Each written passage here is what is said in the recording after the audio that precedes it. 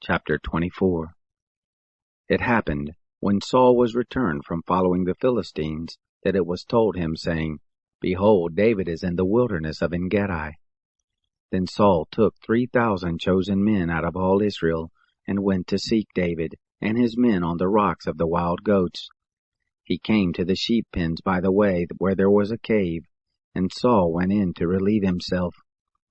Now David and his men were abiding in the innermost parts of the cave. The men of David said to him, Behold, the day of which the Lord said to you, Behold, I will deliver your enemy into your hand, and you shall do to him as it shall seem good to you.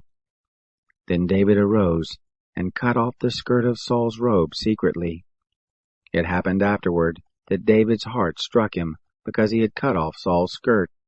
He said to his men, The Lord forbid that I should do this thing to my Lord, the Lord's anointed, to put forth my hand against him, seeing he is the Lord's anointed.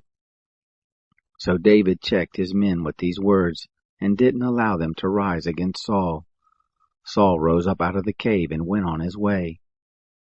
David also arose afterward, and went out of the cave, and cried after Saul, saying, My lord the king.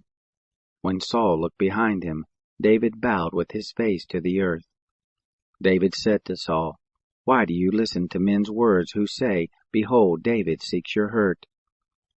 Behold, this day your eyes have seen how that the Lord had delivered you into my hand in the cave, and some told me to kill you, but my eyes spared you, and I said, I will not put forth my hand against my Lord, for he is the Lord's anointed.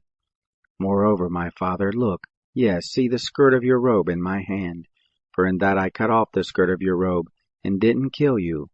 Know you and see that there is neither evil nor disobedience in my hand, and I have not sinned against you, though you hunt after my life to take it. The Lord judge between me and you, and the Lord avenge me of you, but my hand shall not be on you. As says the proverb of the ancients, out of the wicked comes forth wickedness, but my hand shall not be on you. After whom is the king of Israel come out? After whom do you pursue? After a dead dog?